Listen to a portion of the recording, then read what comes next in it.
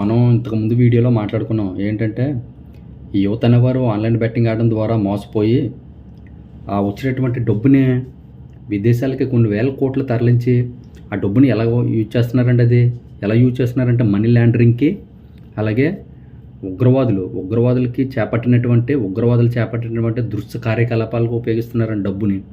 యువత తెలుసుకోవాలి ఖచ్చితంగా. ఈరోజు అదే జరిగింది.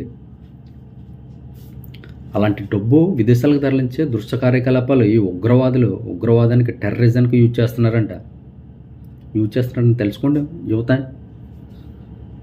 ఈరోజు దాడి జరిగింది తెలుసు కదా, ఎంతమంది చనిపోయారండి ఉగ్రవాదుల దాడిలో, ఎంతమందిని చంపేశారు టూరిస్టులని. ఎంత దారుణం అండి అది. మరి ఇలాంటి డబ్బు కదండి వాళ్ళకి సహాయం చేస్తా, ఇలాంటి డబ్బుతో కదా వాళ్ళు రెచ్చిపోతున్నారు. తెలుసుకోవాలి కదా తెలుసుకోవాలి కదా యువతే. తెలుసుకోరా? మీరు ఆన్లైన్ బెట్టింగ్ ఆడడం ద్వారా మీరే మరణించడం కాకుండా మీ ఫ్యామిలీ మొత్తం మరణిస్తుంది.